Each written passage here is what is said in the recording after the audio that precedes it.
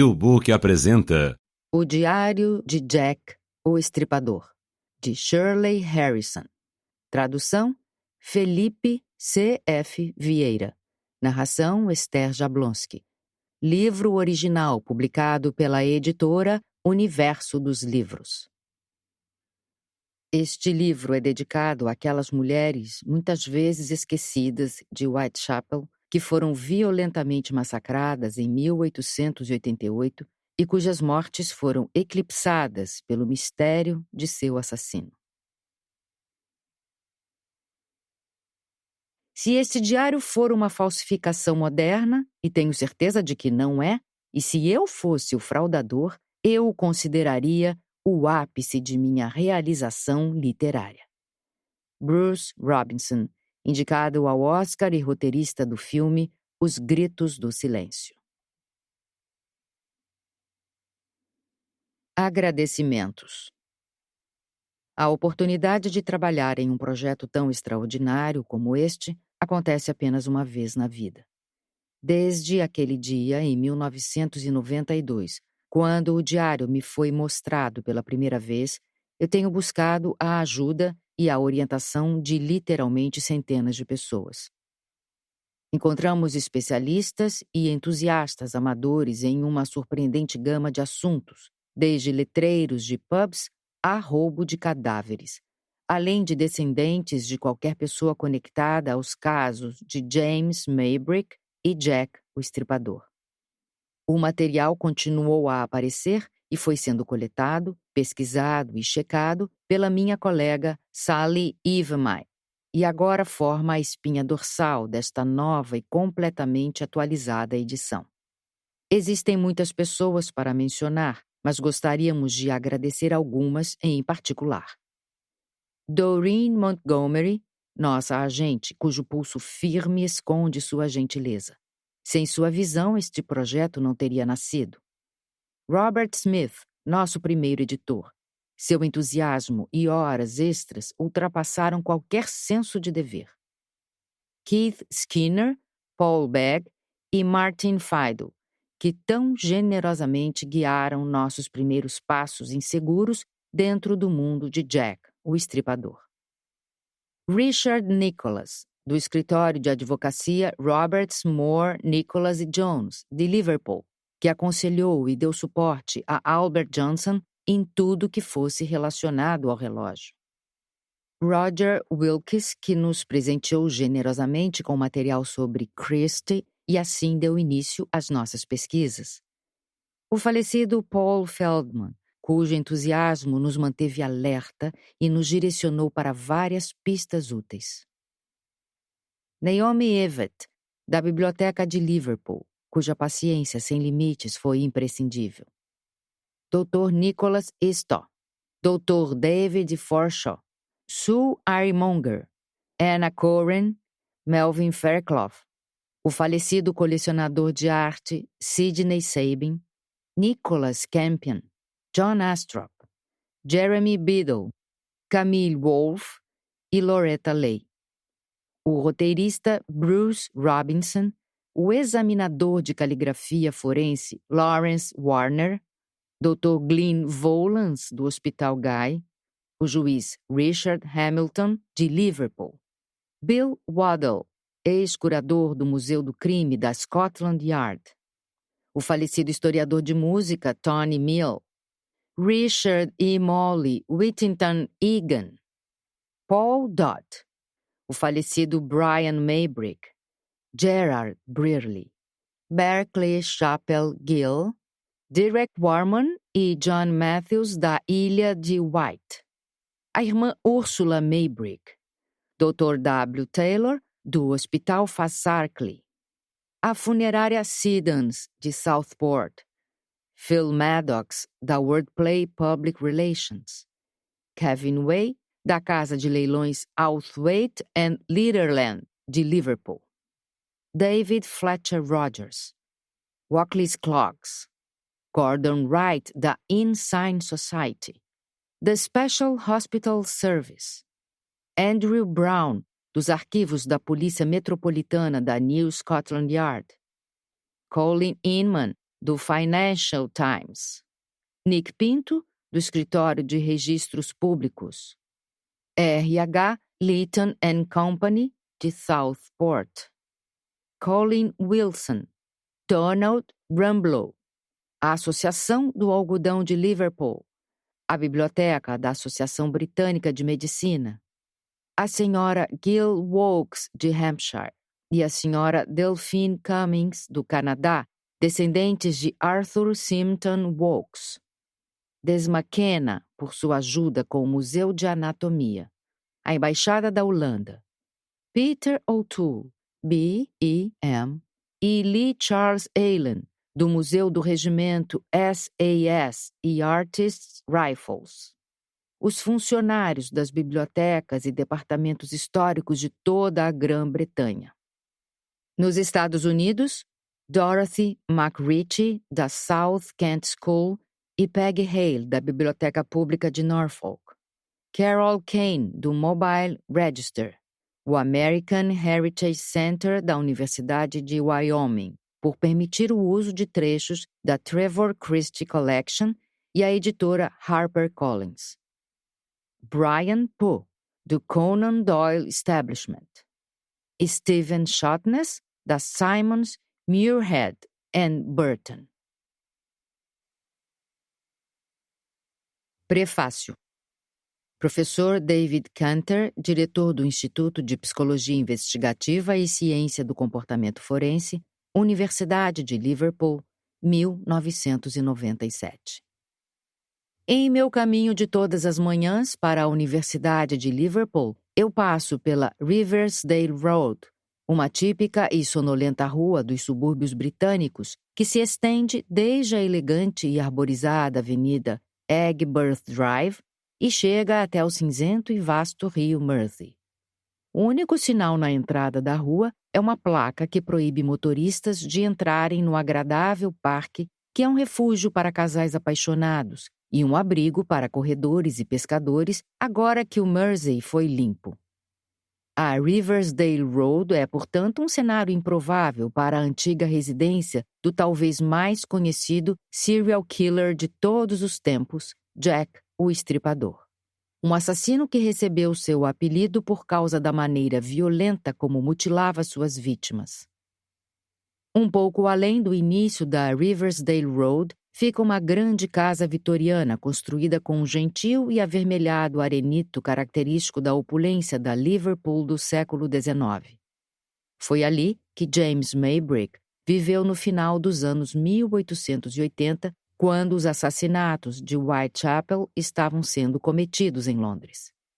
O diário, supostamente escrito por esse aparentemente insignificante homem de negócios, insinua que ele era o assassino diabólico que tantas pessoas investigaram por muito tempo. E ainda assim, a mágica excursão do mistério que conduz turistas pelos mundanos e juvenis lugares frequentados por John Lennon, Paul McCartney e outras celebridades de Liverpool não passa nem pelo final da Riversdale Road. O número 7, onde James Maybrick viveu, não atrai um fluxo de visitantes casuais, apesar de a área de Londres onde os crimes foram cometidos há mais de um século ainda receber quase 500 mil de visitantes por ano. Claramente, para a maioria das pessoas, parece bastante improvável que um homem de negócios da era vitoriana, que viveu num ambiente tão agradável e rico, tenha cometido tantos assassinatos doentios a 300 quilômetros dali. Seria muito mais provável que esse diário fosse algum tipo de fraude semelhante aos notórios diários de Hitler. Tais suspeitas cresceram ainda mais por causa da maneira incrível como se formaram campos opostos tão rapidamente, defendendo ou denegrindo as afirmações de autenticidade do Diário do Estripador. Em vez de uma pesquisa sistemática e regular que um documento histórico tão importante exigiria, formando lentamente um consenso depois da consideração cuidadosa de todas as opções, o que se tem visto é um festival de alegações e contra-alegações alimentado por opiniões de todo tipo de especialista. A única surpresa para mim é que a abdução alienígena e Elvis Presley, ainda não entraram na discussão. De fato, antes de conhecer Shirley Harrison, quando me pediram que comentasse o diário, não era apenas impossível conseguir qualquer informação clara ou detalhada sobre sua origem ou sobre os testes realizados, mas era realmente inviável entrar em qualquer diálogo sensato sobre as alegações e contra-alegações, de tão veementes que eram seus defensores. Desde aquelas bobagens iniciais, os comentários de astrólogos, grafólogos e um pequeno exército de médiums, nenhum deles resistente à validação científica, ofuscaram o crescente corpo de informações acadêmicas e objetivas que Shirley Harrison e seus editores juntaram sobre esse curioso documento. Seus estudos cuidadosos exigem que o diário de Jack, o Estripador, seja observado com atenção. Por natureza, os videntes e todos os defensores do sobrenatural expressam suas opiniões com grande confiança. Eles oferecem uma proliferação de pontos de vista para que os ingênuos e incautos possam escolher alguma coisa para usar como suporte de suas crenças. Esses aparentes cristais de sabedoria fazem as cuidadosas e específicas opiniões científicas empalidecerem se as compararmos. O constante crescimento do severo corpo de informações técnicas reivindica educadamente consideração em meio às vocais alegações de celebridades da mídia e condenações de cínicos profissionais. Dessa improdutiva troca de polêmicas surge um clã dos convertidos, que emerge sobre as bravatas e os ícones de sua fé. E assim, quando tentei encontrar evidências a favor e contra a autenticidade do Diário do Estripador, eu me diverti com os prodigiosos relatos de médiuns estrangeiros e de astrólogos que se debruçaram sobre os mapas astrais do Sr. e da Sra. Maybrick. Eu vi apresentadores de televisão cheirando o caderno vitoriano no qual o diário foi escrito, como se ele fosse uma garrafa de vinho que revelaria suas origens em seu distinto buquê. Testemunhei um médium balançar um pêndulo em cima do documento, entoando: "Isso foi escrito em 1888, 1889, 1890?" Enquanto pessoas aparentemente inteligentes e bem informadas o assistiam sem que nem mesmo um sorriso desmascarasse sua incredulidade. Isso tudo é uma besteira tão grande que até pensei em rejeitar o diário, apenas mais um componente do mito de Jack, o Estripador, e enxergá-lo como outra dessas fantasias do terceiro milênio baseadas em fato e ficção. Então, quando paro no semáforo da Riversdale Road, enquanto ouço as bravatas de Billy e Wally na estação de rádio local, penso em como poderia ter sido inventada uma história tão estranha como essa sobre um estripador de Liverpool que mantinha um diário. Que tipo de pessoa, ou mesmo grupo de pessoas, poderia ter criado uma ideia tão improvável? Perfis psicológicos criminais do estripador existem aos montes. Mas como seria o perfil de um fraudador que perpetrou uma mentira tão criativa? O primeiro pensamento que vem à mente é que o autor do diário seja um fraudador ou mentiroso. Era um homem incrivelmente sutil. A maioria dos crimes e fraudes são cometidos por homens, apesar de as fraudes atraírem mais as mulheres. Mesmo assim, ao contrário das aspirações feministas, as mulheres são geralmente secundárias em relação a seus parceiros. Quando li o diário pela primeira vez, fiquei espantado com a falta de estrutura do texto. Não é realmente um diário no sentido mais comum. É como um registro de pensamentos e sentimentos e, em partes, até mesmo parece um caderno cheio de versos piegas. Não existe exatidão nas datas, e o texto serpenteia por digressões, relatos de eventos, planejamentos de ações. Na mesma seção que descreve a mais horrível mutilação pós-morte, existe o estudo para um esquema de rimas. O registro dos crimes e as reações aparentes e conhecidos estão misturados numa coisa só. Isso é escrita psicológica criativa da mais alta ordem. Tenho certeza de que a maioria das pessoas que decidisse escrever um diário sobre a vida de outra colocaria eventos públicos conhecidos, de modo claro, para que o leitor os reconhecesse. De fato, esse autor fraudulento teria que tomar os eventos públicos como ponto de partida e construir o diário ao redor deles. Mas nosso fraudador é muito mais astuto. O diário mostra os sentimentos do escritor. Ele é dominado pelo registro de suas experiências. As anotações presentes nele são aquelas que seriam de interesse do autor. Não se concentra naquilo que os outros o viram fazer.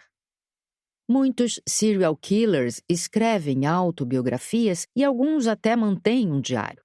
Esses registros geralmente capturam a veia egocêntrica e narcisista que os impele a esses excessos de depravação tão repugnantes. Há exemplos que imediatamente me ocorrem. O livro de memórias de Fred West é cheio de detalhes triviais da vida cotidiana e permeado de referências casuais às ultrajantes explorações sexuais de seus filhos, azeitadas com melosas declarações de amor. P. W. Gaskins descreve com alegria como matou bebês, abusando sexualmente deles, insinuando num tom jocoso que seu prazer foi justificativa suficiente. Charles Manson mantém uma discussão maníaca e autocentrada por toda sua extensa correspondência. Infelizmente, existem muitos outros exemplos. E todos estão muito distantes da seriedade pesada daqueles que escrevem sobre Jack o Estripador. De fato, poucos escritores poderiam capturar o egocentrismo abrangente misturado com a ironia exultante que este diário possui. Existe outro teste, muito mais objetivo, que os psicólogos criaram para ajudar a determinar a autenticidade de um relato. Esse método foi batizado com o grandioso título de Análise de conteúdo baseada em critérios. Mas o que ele realmente faz é listar os aspectos de uma narração. Esses aspectos são tomados para revelar a densidade da experiência na qual o relato se baseia e o tipo de detalhe que seria mais provável surgir numa experiência genuína do que numa fantasiosa. É claro que escritores criativos conseguem manipular esses critérios para fazer sua obra parecer verdadeira, mas pessoas menos hábeis podem realmente dar passos em falso. O truque mais esquecido é mostrar um detalhe quase irrelevante ou um fato trivial paralelo, que incorpora a narrativa dentro de um contexto em particular, principalmente quando esse detalhe não faz o relato se desenvolver e pode até enfraquecer seu propósito mais óbvio. Um exemplo, quando uma vítima de estupro menciona que depois do ataque ficou preocupada em chegar atrasada ao trabalho. Esse tipo de detalhe pode, aparentemente, indicar que ela não ficou seriamente traumatizada, mas é o tipo de pensamento que ocorre quando a mente está no piloto automático. O autor do diário é particularmente um mestre no que diz respeito a mostrar fatos triviais paralelos, aqueles detalhes irrelevantes que indicam um autor cuja mente não está inteiramente voltada para os eventos que descreve e que parece escrever apenas para resolver seus próprios sentimentos, em vez de contar uma história. Ele pode se gabar de ter enganado a polícia, mas sente a necessidade de registrar o quanto suas mãos estavam frias. Em meio aos horríveis trechos, onde descreve como removeu partes dos corpos, ele adiciona um comentário doméstico, imaginando quanto tempo irá durar. Esse é o tipo de comentário específico que, por aparentemente se originar das preocupações imediatas do autor, faz o leitor pensar sobre a pessoa que escreve, e não apenas sobre suas ações. Portanto, essa é uma poderosa ferramenta literária se usada efetivamente, mas que facilmente pode se tornar uma autoparódia. O autor do diário possui uma maneira particularmente inteligente de manter essas irrelevâncias coerentes com o personagem que está criando. Somos apresentados a um homem que não vê problemas em assassinar e mutilar outras pessoas, mas ao mesmo tempo é psicologicamente vulnerável. Ele se preocupa desesperadamente com seu próprio estado de saúde e possui determinação em eliminar pensamentos intrusos sobre seus filhos que possam distraí-lo de sua campanha. Depois da mais violenta explosão, ele nota que as crianças gostaram do Natal. Desses apartes, surge um protagonista surpreendentemente inseguro. Não é nenhum Bruce Willis implacável ou um Clint Eastwood frio e calculista, mas um homem que sente falta do irmão, que fica impressionado por não ter sido pego, que é dependente de seu remédio, mas que eventualmente se torna obsessivo com as próprias ações e suas consequências. Então, nosso perfil literário do autor desse fraudulento diário, se ele for mesmo falso, já está revelando algumas características distintas. Aqui temos um escritor sutil, que está determinado a nos envolver nos pensamentos e sentimentos de Maybrick, mesmo que isso crie ambiguidades nos detalhes de suas ações. Mas ele também é notavelmente hábil na maneira como desenvolve sua ficção. Se não dissessem a você que esse é um texto verdadeiro de um serial killer famoso, as páginas iniciais não lhe dariam nenhuma pista. Existem referências indiretas que indicam o envolvimento do autor em atividades nefastas que não podem ser especificadas pelo medo de ser descoberto. Existem palavras emotivas que levantam mais perguntas do que respostas. Principalmente o curioso termo cafetão, que demonstra a raiva contra alguém que, apesar de execrada como puta, possui um grande significado emocional para o autor. Os parágrafos iniciais nos conduzem a um intrigante mundo de subterfúgios e tensão emocional, com insinuações sexuais suficientes apenas para capturar nossa atenção, sem revelar muito do enredo. Nós já estamos envolvidos quando fica claro que o autor possui uma campanha, como ele mesmo diz, embora não conte explicitamente sobre o que ela é, apesar de o sexo e a violência, duas grandes receitas para ganhar o interesse do público, não estarem muito distantes da superfície. Apenas quando nosso interesse já está elevado é que esse hábil escritor começa a lançar conexões para um mundo que possamos reconhecer. Existe uma sutileza ainda mais profunda na maneira como o diário foi elaborado. Inicialmente não fica claro do que se trata, apenas sugere uma possível tentativa de planejar uma certa campanha perigosa. De fato, o que temos aparenta ser a segunda metade de um livro, que teve suas primeiras páginas arrancadas. A primeira página nem mesmo começa com uma sentença completa, parece ser o final de uma frase da página anterior. O que irá acontecer com elas? Elas parariam neste instante. É como se fosse a continuação de uma ideia. Mas eu desejo isso? Minha resposta é não. É preciso que o leitor infira a parte que falta, se elas soubessem. Temos aqui uma pessoa discutindo consigo mesma, e nós a encontramos no meio desse debate. A discussão é sobre se as vítimas gostariam de mudar suas vidas se soubessem as consequências que as escolhas delas teriam. Desse modo, o texto possui uma força dramática no mesmo nível de Hamlet, ponderando no palco sobre o propósito da existência, declamando a frase mais famosa de toda a literatura: ser ou não ser. Todos os autores sérios tomam um cuidado especial com suas palavras de abertura. Começar um texto tão significativo quanto esse, dessa maneira, é nada menos do que genial. É claro que isso poderia ser apenas uma feliz coincidência causada pelos danos sofridos pelo documento com o passar do tempo e pelas páginas arrancadas por mau uso. Mas o livro em si está bem conservado. As páginas não estão gastas, nem com orelhas. Praticamente não existem defeitos no papel. As páginas iniciais foram removidas de modo cuidadoso e determinado. Assim, essa primeira página parece ser exatamente o ponto onde o autor deseja que a leitura se inicie. O leitor é induzido a pensar nos perigos de relatar as experiências por escrito. Não é sensato continuar a escrever. Mas então encontramos uma frase estranhamente ambígua: abater uma puta. A frase relaciona-se com os termos de caça, sendo comparável a "os cães abateram uma raposa". Seu real significado é indicado pela sugestão de que o ato de escrever é perigoso. Essa preocupação ambígua continua por todo o diário. Mas, após a visita a Manchester e o aparente estrangulamento de uma puta, os relatos se tornam cada vez mais explícitos, e a precaução é eventualmente colocada de lado em favor do prazer de registrar as experiências.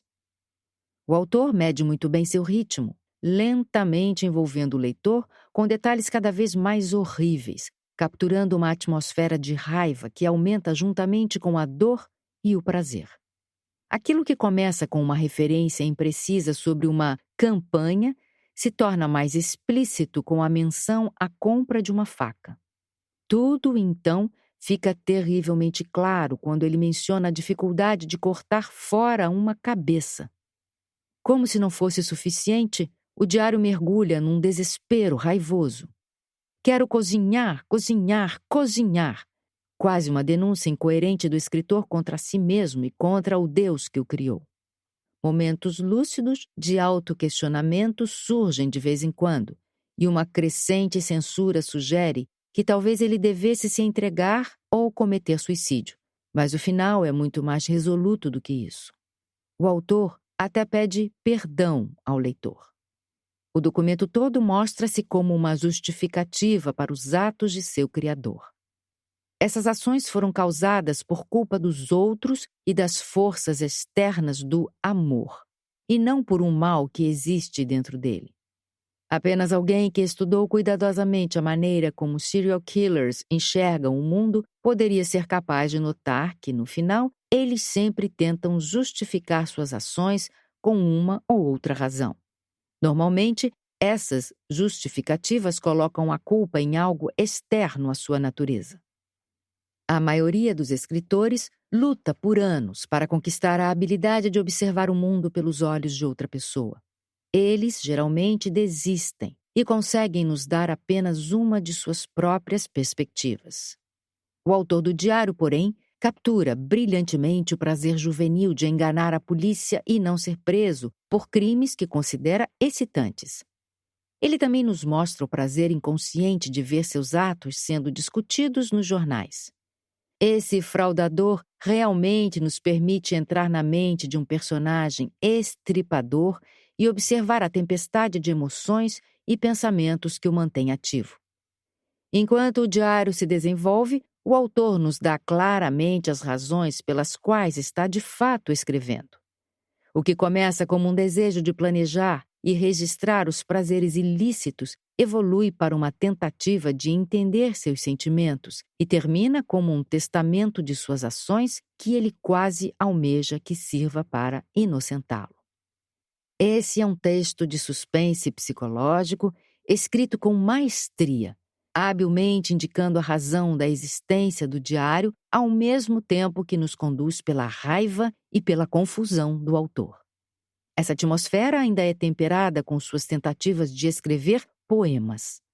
Um uso de frivolidade com humor negro, acentuando a seriedade mortal do texto que poderia fazer Shakespeare ficar orgulhoso. Polêmica e raiva constantes seria tedioso e pouco convincente, mas a mistura de sentimentos e banalidades mantém o leitor hipnotizado, como se observasse o movimento sutil de uma cobra. Além disso, existem suficientes indicações de fatos que permitem conectar suas experiências com eventos conhecidos. E essas indicações históricas não são usadas em demasia. Shirley Harrison e seus conselheiros gastaram uma quantidade considerável de tempo e esforço para decifrar todas as referências a fatos reais. Um fraudador mais convencional teria se certificado de que eventos importantes estivessem claramente presentes. Mas há até mesmo pistas de eventos que não possuem lugar no cânone do estripador, como o primeiro assassinato em Manchester. Será que o autor tão meticuloso com todos os outros detalhes cometeu um erro aqui? Ou será isso uma nuance diabólica que indica fatos que apenas Maybrick saberia e que ninguém pôde verificar? A habilidade artística do fraudador já está demonstrada. Mas e quanto ao personagem que ele criou para nós? Será que isso nos dá mais alguma pista sobre a pessoa que escreveu o diário? A maioria dos escritores acaba escrevendo sobre si mesmo, não importa o quanto tentem disfarçar. Dessa forma, que tipo de pessoa James Maybrick se revela no texto? Ele é certamente o centro de seu próprio mundo. O diário foi escrito para se prazer, mas também por causa da crença arrogante de opiniões e realmente possuem importância pública. Ele mostra mudanças de humor que vão desde altos até o mais profundo desespero. Ele é um jogador inveterado que sente verdadeira alegria em correr riscos. Mas sua arrogância é baseada em dúvidas profundas sobre seu próprio valor, principalmente em comparação com seu irmão. Isso parece ser o que realmente proporciona satisfação em enganar os outros. Mas apesar de todas essas emoções explosivas e das mudanças de humor, o autor é capaz de se mostrar muito educado e consciente de sua duplicidade, e ainda se gaba disso. Não é incontrolavelmente impulsivo. Ele pensa em suas ações com antecedência, apreciando o planejamento e as reminiscências de atos passados, tanto quanto a realização do ato em si. Trata-se de um homem que outros reconheceriam como inteligente, mas difícil de se conhecer porque sempre esconde seus sentimentos. Existem alguns autores britânicos famosos que se encaixariam nessa descrição. O que eles ganhariam mantendo-se anônimos por tanto tempo? Um escritor sutil capaz de passar a sensação de como seria a mente do estripador, mas que também sabe tecer o texto discretamente e recuar antes de revelar demais, é claramente um mestre de sua arte. Mas o fraudador escritor teria que ir além de nos convencer com algumas frases cuidadosamente ambíguas. Ele teria que possuir um conhecimento profundo sobre Jack, o estripador, e suas atividades. É claro que existem muitos livros sobre os assassinatos. Estudá-los pode ter providenciado a base teórica para a travessura. Mas, como eu mesmo percebi ao tentar juntar alguns pensamentos para escrever um livro, a gigantesca quantidade de material sobre os assassinatos de Whitechapel é, na verdade, um problema. Existem grandes divergências sobre a maioria dos detalhes, incluindo quem foram as reais vítimas de Jack. Assim, o fraudador escritor teria que mergulhar profundamente na literatura do estripador por algum tempo. Também seria necessário possuir um ótimo conhecimento sobre a Inglaterra vitoriana e sobre investigações policiais, a fim de poder distinguir os fatos em que os especialistas concordariam dentre tantos descritos. Uma pessoa com essas características seria conhecida dos estudiosos e poderia realmente ser reconhecida como um deles. Porém, quando pesquisei os muitos livros sobre o assunto, percebi que não existem muitos, ou talvez nenhum, que possua as habilidades de escrita que a invenção do diário aparentemente necessitou. Dessa maneira, nosso perfil do fraudador já se estreitou para o campo dos escritores talentosos que também são especialistas no caso estripador. Mas existe mais uma indicação clara da personalidade do fraudador escritor especialista. O livro concentra-se em um cidadão de Liverpool. Jack, o estripador, é um personagem londrino por excelência. Se ele não é um dos profissionais ou aristocratas que formam nossa imagem da Londres vitoriana, então nós quase podemos enxergá-lo como um clássico londrino, a Dick Van Dyke. Liverpool pode se gabar por ser o local de origem de muitos avanços metropolitanos do século XIX, desde os oficiais médicos de saúde até grevistas obstinados, mas a cidade não é lembrada particularmente como um local violento ou lugar de onde teria se originado a noção moderna de serial killer. Seria uma tacada de mestre partir do julgamento de Florence Maybrick pelo assassinato de seu marido e ir trabalhando a ficção retroativamente até inventar que o assassinado era ninguém menos do que Jack, o estripador. Talvez minhas próprias origens estejam direcionando minha opinião, mas será que apenas as pessoas de Liverpool estão convencidas da fecundidade, da importância de sua cidade, para acreditarem que Jack, o estripador, poderia ter sido um cidadão local? Mas, como demonstra a quietude da Riversdale Road, essa ideia certamente não capturou a imaginação dos habitantes atuais. Então, seja lá quem deles tenha criado o diário, ele ou ela certamente estava nadando contra a correnteza do Mersey. O autor não tomou nenhum mito popular de Liverpool e o cobriu com invenções. Esse fraudador escritor especialista de Liverpool era também, é claro, muito conhecedor dos Maybrick e de suas ações.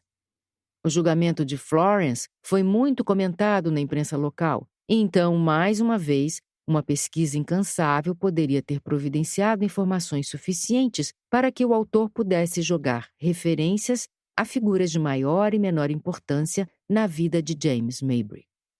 Uma variedade de nomes estaria disponível no próprio julgamento, mas, de novo, o autor não os usa em demasia.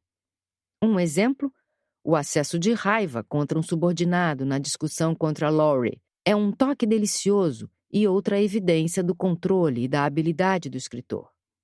Devo confessar que, se eu fosse inventar um personagem secundário tão interessante quanto Laurie, provavelmente iria desenvolvê-lo mais e não apenas deixá-lo como um zero à esquerda. O conhecimento de tintas e papéis, do vocabulário vitoriano e de estilos de caligrafia, além de outros aspectos objetivos do diário que Shirley Harrison examinou meticulosamente, estava, é claro, disponível para o fraudador da mesma maneira que para ela. Leitores de criminologia e livros de ficção reconhecerão a ciência forense que pode ser usada nesse caso. Mas nosso fraudador não é nenhum espertinho de Liverpool que juntou desleixadamente algumas possibilidades. Ele devotou considerável tempo e esforço para criar o diário do jeito certo. Ele não cometeria o equívoco de deixar a ciência forense obviamente violada. Nosso perfil do autor, então, o descreve como um homem ou mulher de Liverpool que possui ótimo conhecimento da vida e da época da família Maybrick. Ele também possui um excelente conhecimento da Inglaterra vitoriana e dos assassinatos e investigações sobre Jack, o estripador. Além disso, ele é capaz de muito plausivelmente capturar e expressar a mistura de pensamentos e sentimentos que o assassino de Whitechapel possa ter tido. Ademais, ele provavelmente era um acadêmico cuidadoso que gosta de correr riscos. Aqueles que o conhecem muito bem reconhecerão um turbilhão de emoções profundamente escondido por uma plácida fachada. Ele possui acesso a escritos vitorianos e vários estilos literários e sabe como usá-los efetivamente. Mas, acima de tudo, ele não mostra essas habilidades criativas e acadêmicas escrevendo um romance ou roteiro emocionante, e sim produz um documento íntimo e sinuoso, tão diferente de um diário que acaba encontrando uma editora quase que por acidente. É uma pessoa tão fascinada com Jack, o estripador, que devotou grande parte de sua vida tentando ser o assassino. É uma pessoa que se deleita em recriar os sentimentos do estripador e se excita com o agito que seu texto causa. É difícil acreditar que esse gênio tímido ainda não tenha se revelado para reclamar sua devida glória. Sua história com certeza receberia tratamento hollywoodiano. Anthony Hopkins imploraria por esse papel. Eu listei brevemente as características do autor do diário, mas a questão de sua autenticidade ainda permanece. Psicólogos e outros estudiosos ainda não produziram um método infalível para detectar escritos fraudulentos, um método à prova de gênios. Mas o que meus próprios estudos indicam é que todo o exame minucioso de qualquer expressão humana a faz parecer suspeita. Preste atenção em um locutor de telejornal e tente detectar se ele realmente acredita naquilo que está dizendo. Você notará pequenos tiques suspeitos, ou então a completa falta de hesitação do âncora irá possivelmente deixá-lo em dúvida.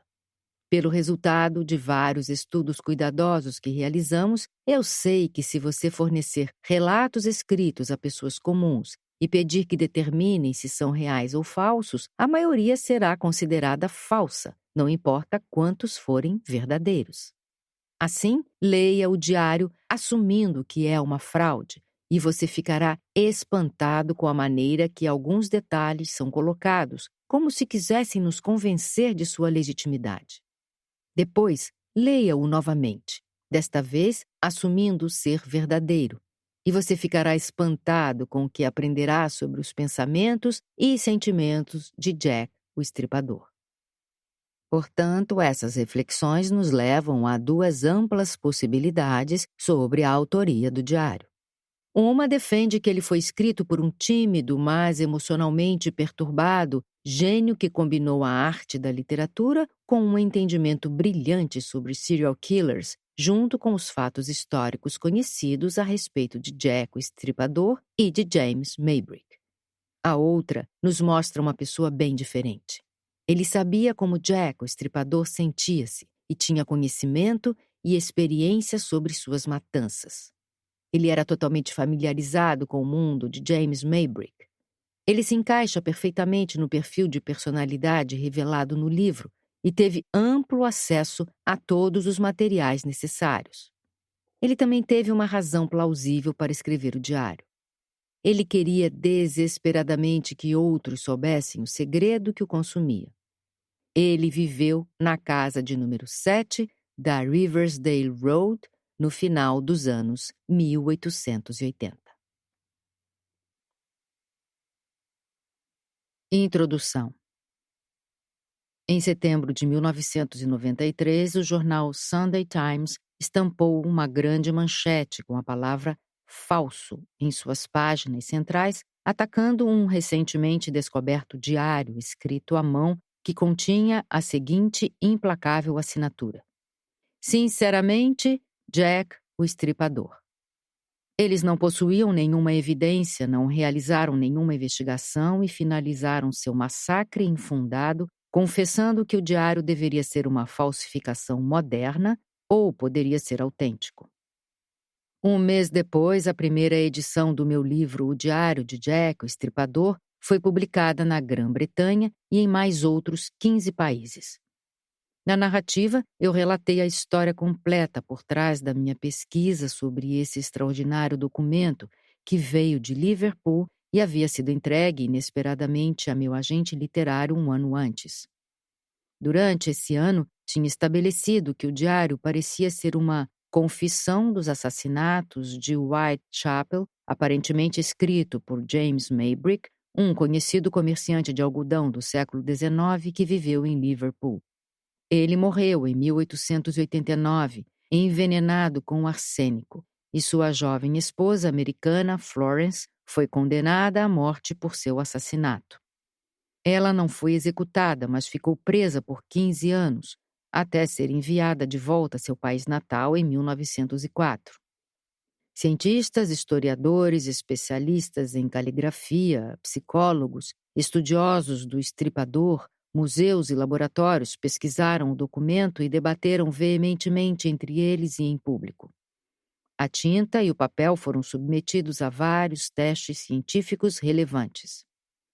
Então, para aumentar a confusão, um relógio foi descoberto em Liverpool e, vistos ao microscópio, os arranhões de dentro do revestimento formavam a frase J. Maybrick, eu sou Jack. Em torno das bordas havia as iniciais das 5 prostitutas assassinadas em Londres. Os arranhões também foram testados em laboratório por profissionais. E eles eram antigos, foram feitos há dezenas de anos, podendo ser ainda mais velhos. O único consenso dentre todos os testes é que o diário não é moderno. Isso provocou um dilema. Seria uma falsificação antiga, possivelmente escrita para acusar Maybrick? Ou poderia realmente ser genuíno?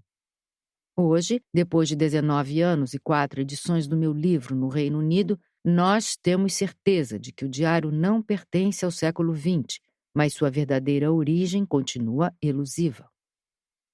James Maybrick ainda é o suspeito favorito do público, figurando no topo do ranking do site Casebook Jack the Ripper, www.casebook.org, o vibrante e às vezes infame fórum para detetives do Estripador e historiadores de todo o mundo. A maioria dos correspondentes regulares continua cética sobre o envolvimento de Maybrick e se divertem ao jogar lenha na fogueira da discussão usando um linguajar inventivo, chegando até a me chamar de experiente enganadora. Mas também houve muito debate sensato. Um historiador, o professor William Rubinstein, publicou artigos em várias revistas sérias explicando sua própria conclusão do diário. Várias matérias apareceram na The Whitechapel, uma revista imparcial especializada no material relacionado ao Estripador. Em 2007, uma nova estrela apareceu em cena. Christopher Jones, professor de história em Liverpool, ele decidiu encenar o julgamento de James Maybrick como parte dos eventos do Ano da Cultura em Liverpool. O evento aconteceu em maio, no antigo clube de cricket que Maybrick frequentava, em Egberth, e foi acompanhado por 150 pessoas, algumas das quais vindas especialmente dos Estados Unidos.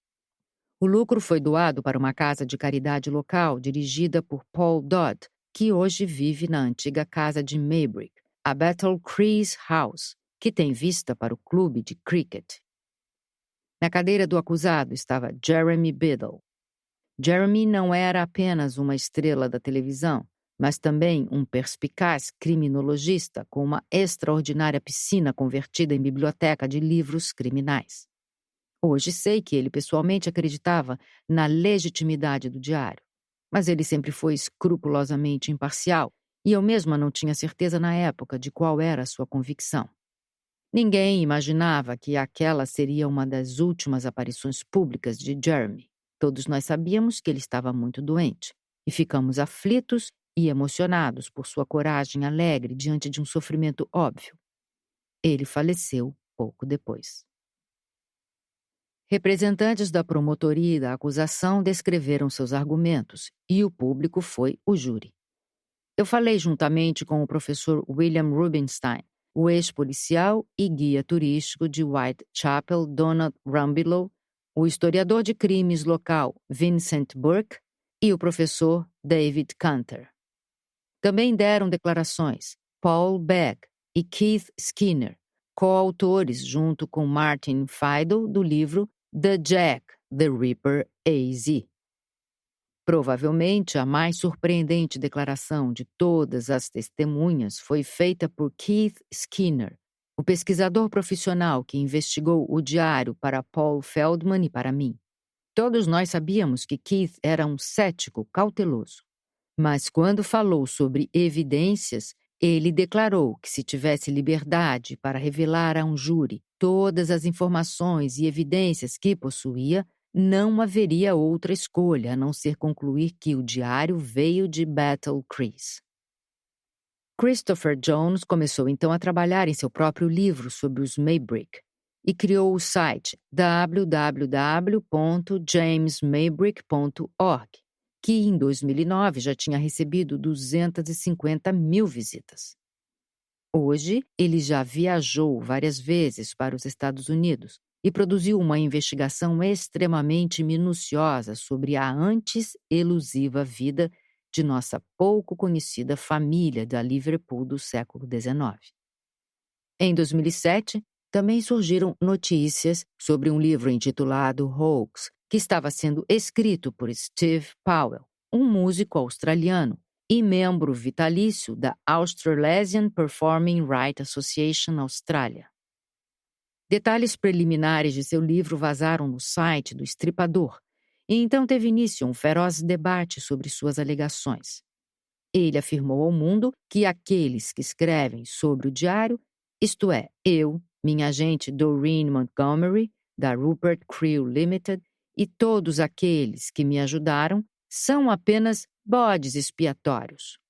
Nós fomos usados naquilo que ele descreve como uma complexa falsificação moderna.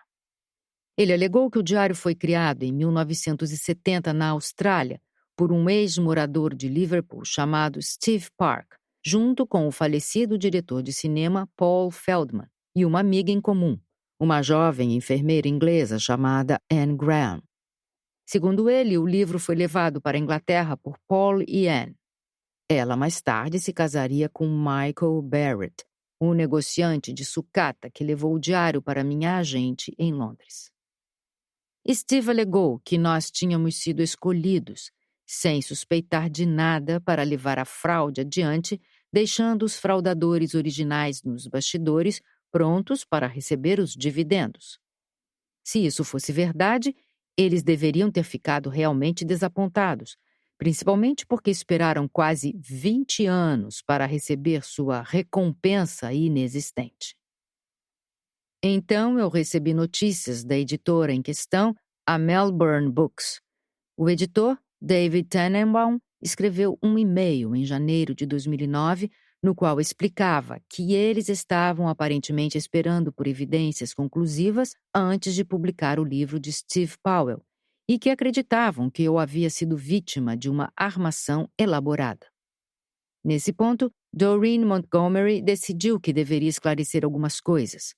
Aqui vai a parte relevante de sua resposta. Acabei de ver o e-mail que você enviou para Shirley e posso ver que sua avaliação das circunstâncias que levaram à publicação de O Diário de Jack, o Estripador, está incorreta. Paul Feldman entrou na equação muito mais tarde, e ele apenas soube do diário por causa da quebra de sigilo de uma das partes contratadas pelo editor para realizar pesquisas. Na época, Paul estava pesquisando por si próprio a possibilidade de realizar um filme sobre o Estripador e tinha uma pessoa completamente diferente como suspeito. Porém, ele prontamente se agarrou à perspectiva do diário assim que soube de sua existência, como você pode muito bem imaginar. E ele fez tudo o que pôde para tomar sua propriedade, tentando até adquirir o documento pessoalmente. Quanto a mim, realizei um leilão dos direitos de publicação, e ninguém poderia saber com antecedência que a editora Smith Griffin seria a vencedora. Fui eu quem trouxe Shirley para ser a escritora investigativa que iria produzir o texto complementar do diário. Sim, por um tempo, Paul Feldman tentou aliviar Shirley deste papel, mas ele não teve sucesso. Por favor, cuidado com os comentários caluniosos sobre mim e Shirley.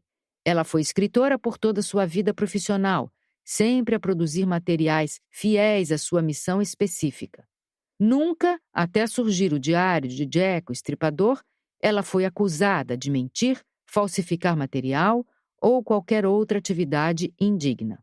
E hoje não existe qualquer motivo para que ela sofra acusações.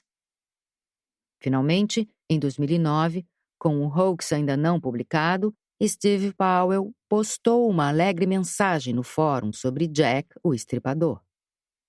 Notícias, 29/10/2009. Recebi novas informações que estava esperando do Escritório de Liberdade de Informações sobre os arquivos oficiais relacionados ao diário. Esses arquivos provam que aquilo que estive afirmando para vocês não é imaginário ou simplesmente inventado. Mostrei o arquivo ao editor da Melbourne Books e agora ele está reconsiderando publicar meu livro para que todos possam ler e entender a fraude que foi cometida por certos indivíduos por pura ganância. Você vai ficar espantado, disso não tenho dúvida, e será meu prazer mostrar a verdade sobre as mentiras que foram tão cuidadosamente colocadas diante de seus olhos por tanto tempo. Então, a trilha continua com novas pistas que irão nos conduzir para nosso destino final de justiça e verdade. Não apenas para mim e você, mas também para James Maybrick. Avante, guerreiros! Steve Powell. Muitos dos que estavam envolvidos de uma maneira ou de outra já faleceram nesses últimos 19 anos, mas não a controvérsia do diário. Em lembrança de Brian Maybrick, que trabalhou discretamente junto a nós em sua árvore genealógica, o gentil e profundamente religioso Albert Johnson, a primeira pessoa que levou o relógio de Maybrick para Londres, Talvez o único cuja integridade nunca tenha sido questionada e que gastou uma quantidade considerável do seu próprio dinheiro em testes científicos. O relógio permanece excepcionalmente incontestado em toda a história. Paul Feldman, que desistiu de fazer um filme sobre o estripador com um suspeito diferente e perdeu uma fortuna em sua busca apaixonada pela verdade sobre Maybrick. O empresário americano que voou para a Inglaterra, oferecendo muito dinheiro pelo relógio, cujas ofertas foram recusadas. Nosso mais feroz crítico da internet, Melvin Harris. Stanley Danger, o horologista que veio da Espanha também para analisar o relógio. Com certeza muitas pessoas irão ler o diário de Jack, o Estripador, pela primeira vez agora. E elas irão se juntar ao debate e tirar suas próprias conclusões. Ou talvez não, de um jeito ou de outro. O diário original está trancado num cofre de banco. O relógio.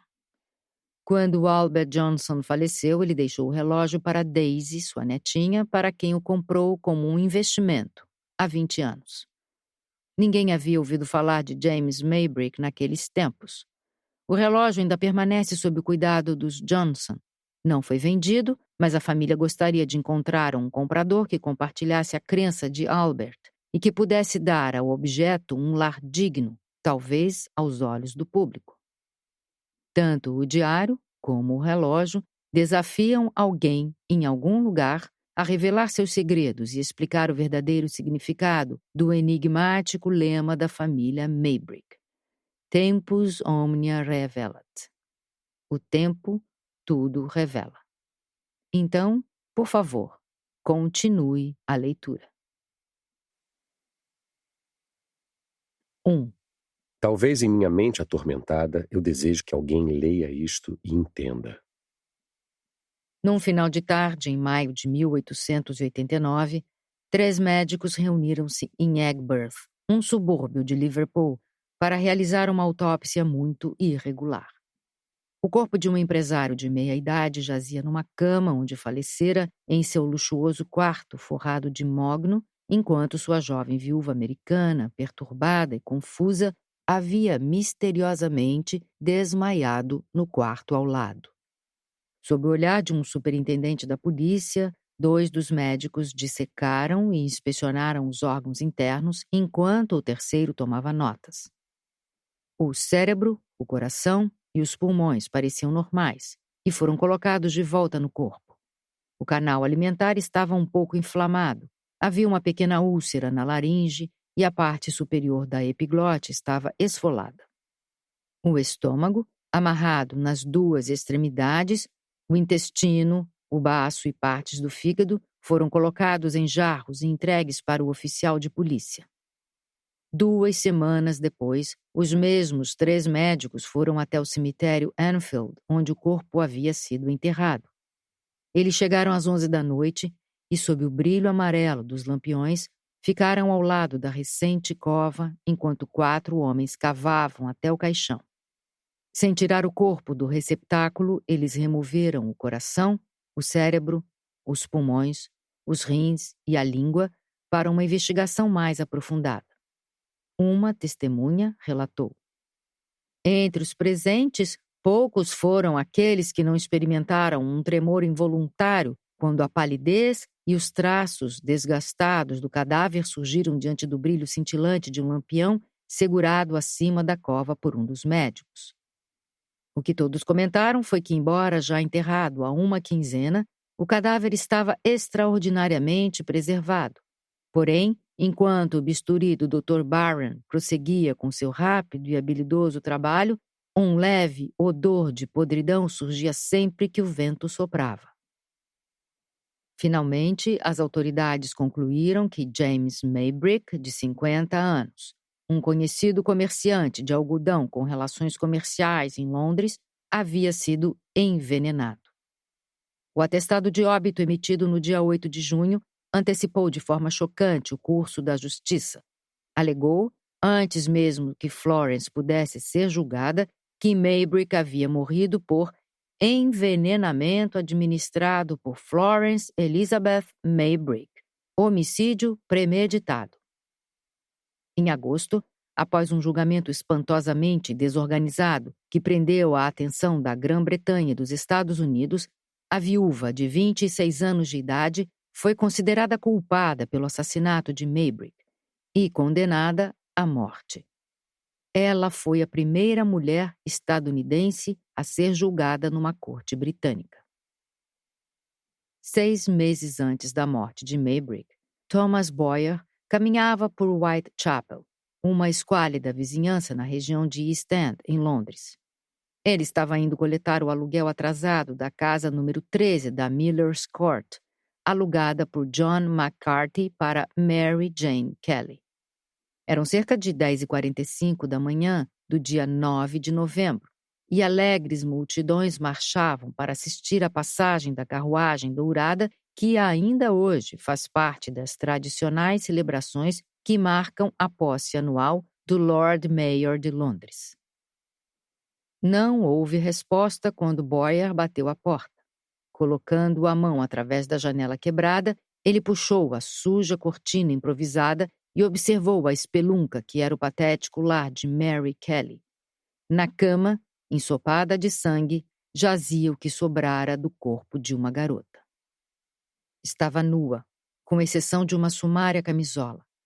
Houve uma certa tentativa de separar a cabeça. O estômago havia sido rasgado e completamente aberto. O nariz, os seios e as orelhas foram cortados, e pedaços de pele retirados da face e das coxas foram colocados ao lado do corpo esfolado. Os rins, o fígado e os outros órgãos foram colocados ao redor do cadáver, cujos olhos estavam abertos, completamente aterrorizados no meio de uma face retalhada e sem feições.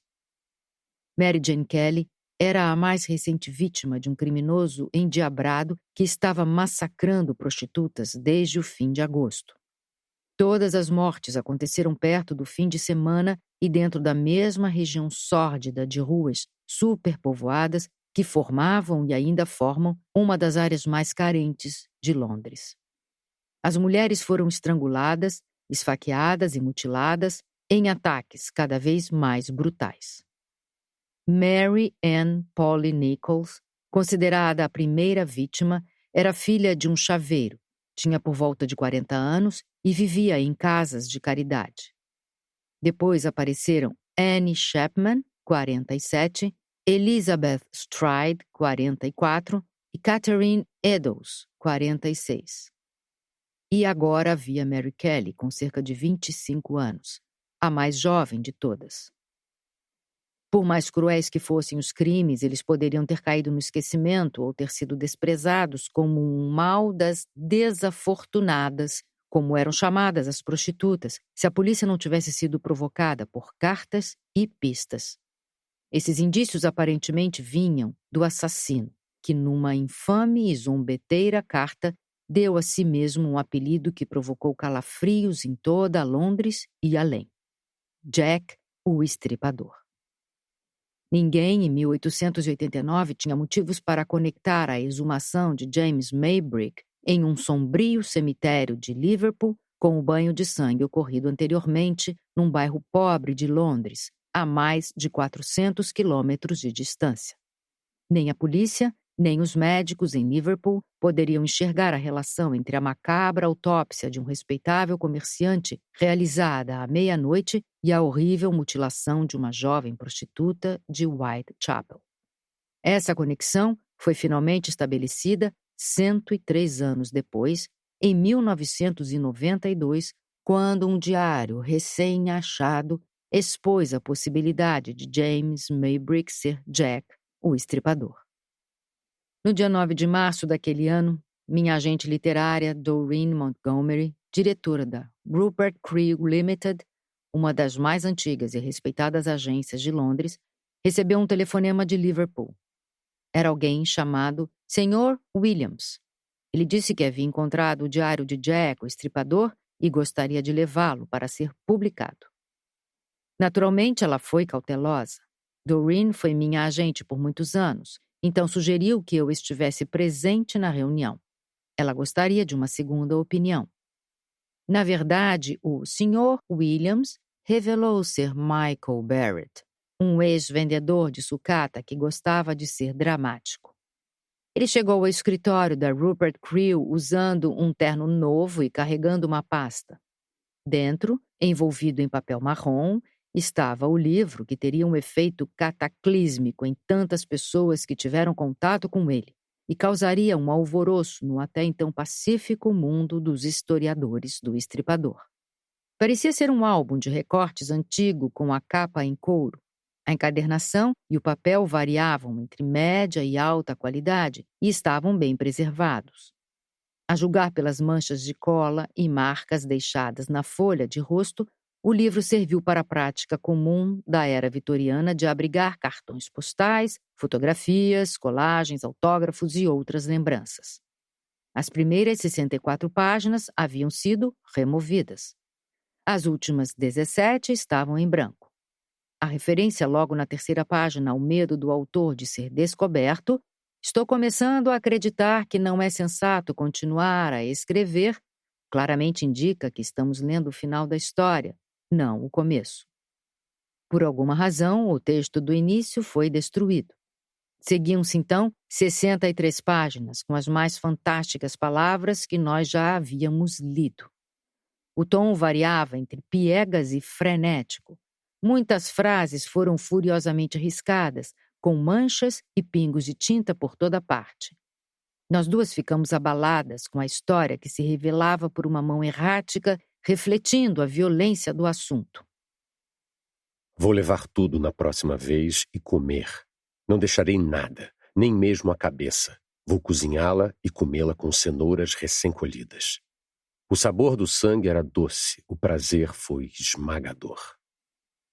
Próximo do final, o tom fica mais suave. Esta noite escrevo sobre amor. Este amor que me desprezou. Este amor que de fato destrói. Finalmente encontramos estas palavras.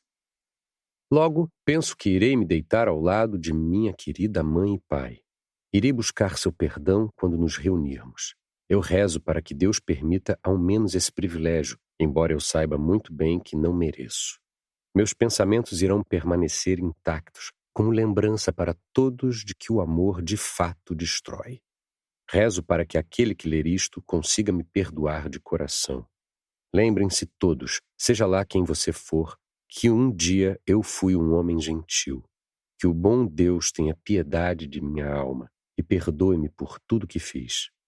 Eu ofereço meu nome para que todos o conheçam e para que a história mostre o que o amor pode fazer com um homem nascido gentil. Sinceramente, Jack o Estripador. Datado deste 3º dia de maio de 1889. Eu não era uma historiadora do Estripador, mas mesmo após quase 40 anos como escritora profissional, senti, neste diário de aparência tão banal, a emoção da caça. Seria genuíno? Seria uma falsificação? Ouvi, ainda desconfiada, esperando ansiosamente por pistas enquanto Michael Barrett falava. Aqueles que leram a primeira edição de meu livro e suas edições subsequentes perceberam que alguns detalhes das lembranças de Michael mudaram. Fomos acusados de alterar a história para contestar objeções, ou seja, de mentir para combater outra mentira. Muito pelo contrário. A pesquisa é uma coisa orgânica, não estática. Nos 5 anos após meu primeiro encontro com Michael, eu descobri muitas coisas. Novas informações surgiam a cada semana, e por isso eu revisei algumas de minhas interpretações de eventos, não para desviar o curso da história, mas para me aproximar da verdade. A história de Michael Barrett. Michael nos contou como viveu toda a sua vida em Liverpool, com exceção do tempo em que foi marinheiro mercante e trabalhou nas plataformas de petróleo. Ele também foi barman e então se tornou negociante de sucata. Em 1976, conheceu Anne Graham no Centro de Cultura Irlandesa da cidade e se apaixonou. Eles se casaram em questão de semanas. Michael contou como se acidentou há alguns anos e que, impossibilitado de trabalhar desde então, recebia auxílio por invalidez. Anne, por sua vez, foi trabalhar como secretária e ele ficou em casa tomando conta da filha do casal, Caroline, nascida em 1981. Fiz tudo por aquela menina. Fiquei muito ligado a ela. Trabalho doméstico, cozinhar, fiz de tudo e também cuidava do pequeno jardim em nosso quintal. Era meu orgulho e alegria. A partir de 1989, Caroline começou a frequentar a escola em Kirkdale e no caminho para buscá-la parava no Pub Saddle, onde Tony Devereaux e eu nos tornamos bons amigos. Ele tinha 67 anos de idade e eu 38.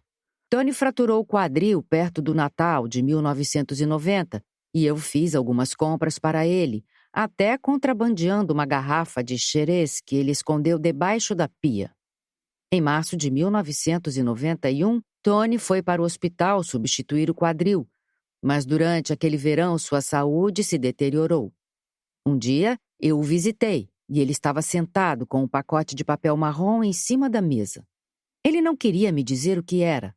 Tudo o que disse foi: leve, eu quero que seja seu. Faça algo com isto.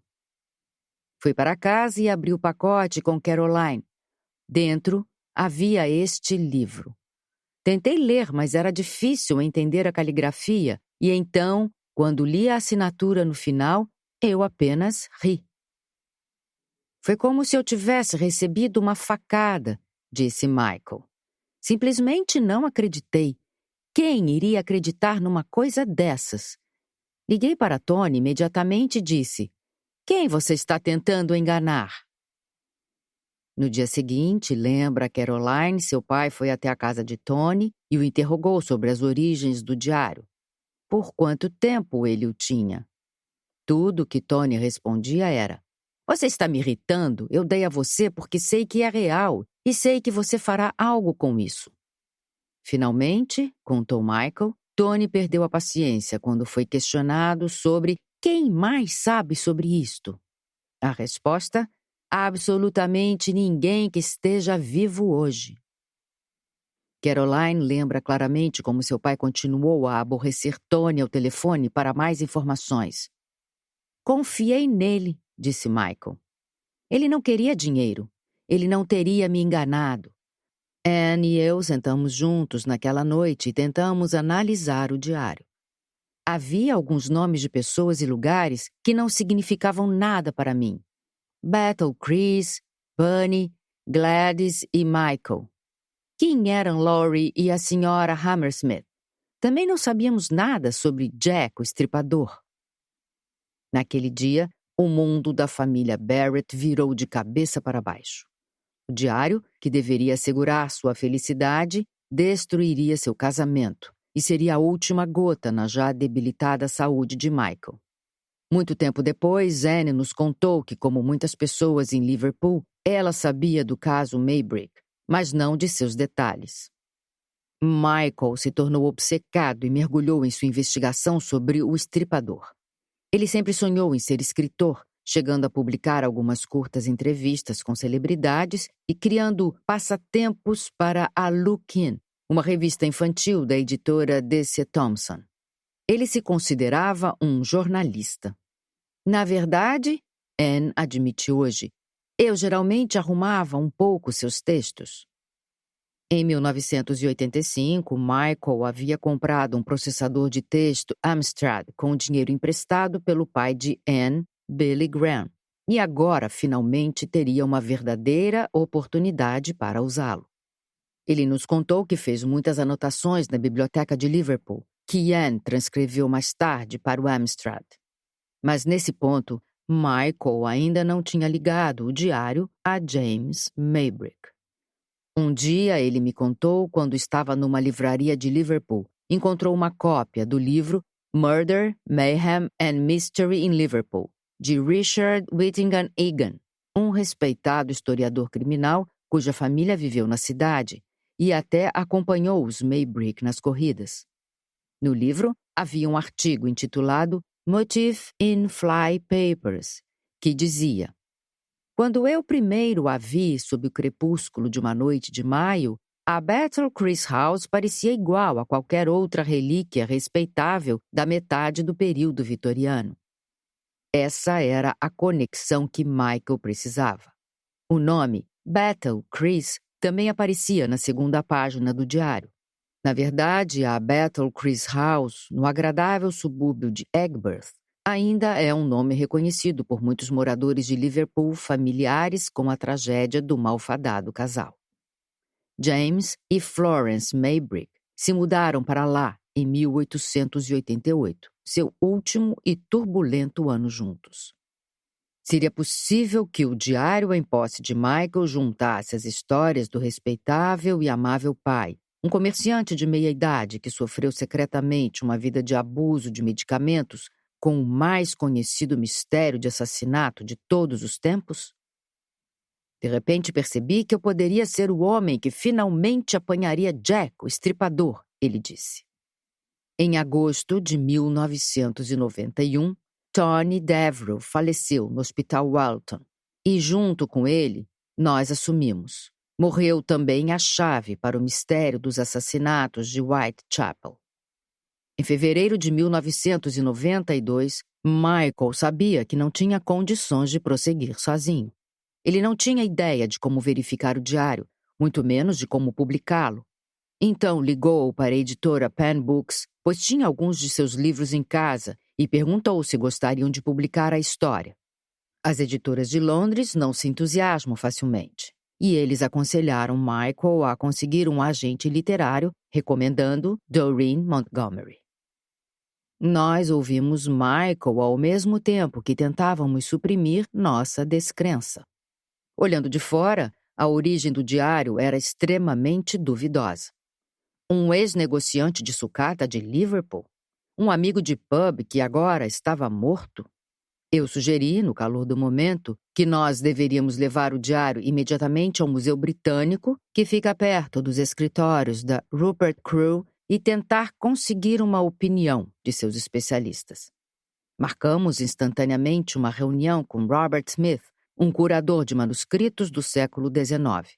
Tudo parecia tão fácil no início. A entrada principal do Museu Britânico é monumental. Dentro, a escala não é menos gigantesca. O silêncio de 3 milhões de tomos que forram as paredes envolve completamente os visitantes. Michael segurava em meu braço nervosamente enquanto andávamos carregando o diário através do labirinto de corredores que formam as artérias administrativas do edifício.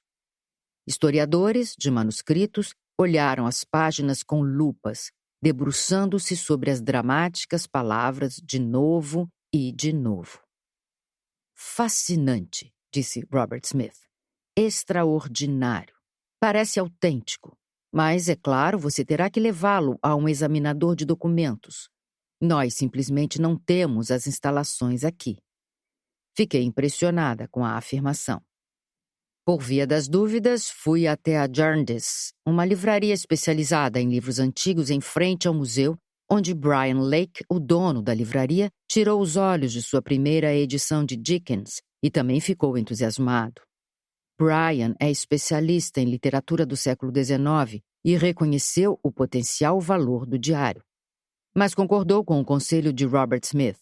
Deveríamos pedir a um cientista forense que estabelecesse uma data precisa para o livro. No dia 30 de abril de 1992, um acordo de colaboração foi criado para ser assinado por Michael Barrett, sua esposa Anne e eu. Isso nos vinculou para compartilhar responsabilidades, custos e royalties de qualquer livro futuro. Nesse meio tempo, nós também assinamos acordos de sigilo, obrigando qualquer pessoa com acesso ao diário a manter segredo. Por causa de sua potencial natureza sensacionalista, nós todos ficamos com medo de que a história pudesse vazar antes que estivéssemos prontos, diminuindo assim o impacto do livro. Michael Barrett foi para sua casa em Liverpool. Ele retornou com Caroline, sua filha, no dia 3 de junho, para presenciar o leilão de 2 dias que Doreen Montgomery decidiu realizar para vender os direitos de publicação de um livro sobre o diário que eu escreveria. Minha colega, a pesquisadora Sally Eve Mai, levou Caroline para passear, e depois ela e o pai passaram a noite em minha casa. Anna ainda trabalhava e não pôde se juntar a nós. Entre os participantes do leilão, no dia seguinte, 4 de junho, estava outro Robert Smith, diretor da editora Smith Griffin. Ele havia publicado alguns anos antes o livro The Ripper Legacy, de Martin Howells e Keith Skinner, e convidou Keith a acompanhá-lo ao escritório de Doreen. Robert se debruçou sobre o diário por horas, falando muito pouco, enquanto Michael dizia que tudo o que ele queria era dinheiro suficiente para comprar uma estufa para seu jardim. O lance que Robert finalmente ofereceu não era muito alto e compreensivelmente refletia sua precaução. Do ponto de vista de uma editora, o diário oferecia uma perspectiva perigosa. Ninguém havia esquecido o fiasco dos diários de Hitler publicados no Sunday Times em 1982 e provados como falsos em questão de poucas semanas depois. Mas Robert Smith, um empresário sagaz e historiador astuto, pressentiu que o diário poderia ser genuíno e decidiu seguir sua intuição. Philip Sugden, historiador e autor do prestigiado livro The Complete History of Jack the Ripper, publicado em 1996, expressou seu ponto de vista dizendo que teria sido melhor se o diário fosse direcionado para o campo acadêmico. Segundo ele, sua entrada no mundo comercial das editoras significava que a pesquisa havia sido direcionada por motivações comerciais, quando historiadores sérios deveriam ter investigado o documento. Eu questiono essa visão. Acadêmicos não estão sempre certos. Afinal de contas, Hugh Trevor Roper, agora lembrado como Lord Dacre de Glanton, o homem que confirmou a autenticidade dos diários de Hitler, era um estudioso muito respeitado.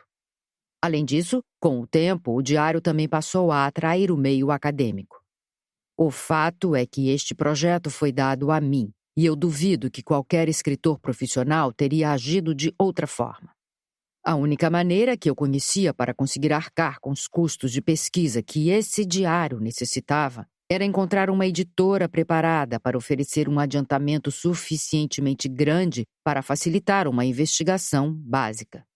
Poucas pessoas compreendem que é sempre responsabilidade do autor financiar a pesquisa, e naquele momento eu não tinha ideia do tamanho do custo e muito menos de qual seria a recompensa financeira. Normalmente não é habitual para um autor discutir publicamente os termos do contrato de publicação, mas já que este livro envolve circunstâncias excepcionais e valores absurdos foram cogitados, irei, quando necessário, quebrar essa regra. Recebi a oferta de 15 mil libras, algo equivalente hoje a cerca de 40 mil reais, como adiantamento de royalties, valor a ser dividido igualmente entre mim e Michael e que deveria ser devolvido caso fosse provado que o diário era uma falsificação. Com isso, eu soube que teria que pagar por qualquer teste científico e pesquisas adicionais necessárias para cumprir o prazo terrivelmente curto. Eu precisava de uma equipe de ajudantes, incluindo acadêmicos. Inicialmente busquei a ajuda de Keith Skinner, Paul Begg e Martin Fido, que é ex-reitor universitário, os coautores de The Jack the Ripper A.Z., que são muito respeitados por sua integridade e profundo conhecimento do assunto. É claro que eu tinha esperança de que o diário fosse legítimo, na verdade tinha certeza de que era, mas se encontrasse em qualquer estágio alguma prova positiva de que era uma falsificação, eu teria interrompido o trabalho. E qualquer membro da equipe teria feito o mesmo. Tantos anos depois, Keith Skinner e Paul Begg continuam perplexos e sempre disponíveis para ajudar e dar conselhos. Eles devotaram uma grande quantidade de tempo e interesse ao enigma do diário por quase nenhuma recompensa. Por outro lado, assim como a maioria daqueles que decidiram que o diário é falso, Martin Fido está convencido de que ele foi escrito 2 ou 3 anos antes da chegada de Michael Barrett a Londres. Por 5 anos, nossa equipe mergulhou na história dos Barrett, dos Maybrick e dos assassinatos de Whitechapel. Nós encontramos e trabalhamos com os amigos e familiares de todos aqueles em Liverpool que tinham qualquer conexão com os personagens centrais da trama. Dormimos em suas casas, participamos de reuniões de família, de funerais e de festividades.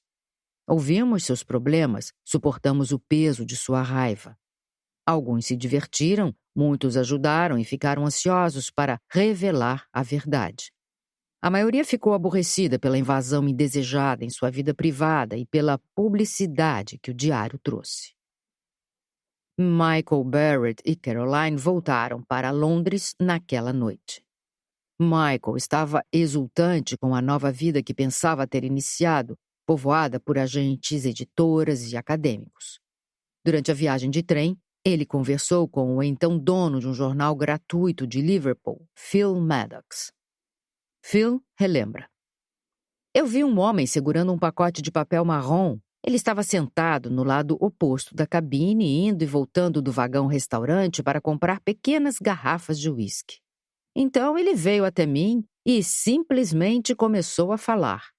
Aposto que você não sabe o que é isto. É o diário do Jack, o estripador. Achei que era um maluco. Ele estava agitando as mãos por todos os lados para evitar que eu olhasse. Tentei ver. Eu coleciono livros antigos, a maioria fora de catálogo. Então fiquei interessado, mas ele não queria mostrar o maldito diário. Ele ficou provocando. Mencionou o leilão, mas também que tinha jurado sigilo. Então ele falou sobre sucata, falou de sua filha fazer parte de uma banda ou ter ganhado algum prêmio da British Legion. Então pensei, é assim que vou rastreá-lo depois. Não precisei pressioná-lo ou algo assim. Comecei meus esforços preliminares para investigar cientificamente as origens do diário antes que uma editora estivesse envolvida. Eu estava ingenuamente otimista, sem ter noção nesse ponto das controvérsias amargas dessa tarefa e das possibilidades de erro dos especialistas. Não apenas consultaria um perito sobre a história e a composição de tintas, mas também recrutaria a ajuda de um examinador de documentos, de um grafólogo, de um psiquiatra e de um consultor médico. Pensei que o primeiro passo seria estabelecer o mais rápido possível que o diário pertencera realmente à era vitoriana e que a tinta fora colocada no papel havia mais de 100 anos. Primeiro, levei-o para o Dr. David Baxendale da Document Evidence Limited, um ex-examinador forense do Ministério do Interior, cujo time em Birmingham possuía excelente reputação.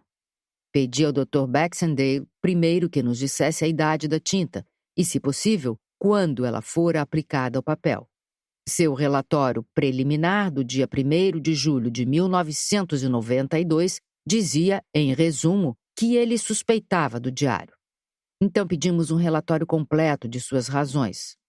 O que recebemos no dia 9 de julho seria uma bomba, caso estivesse correto.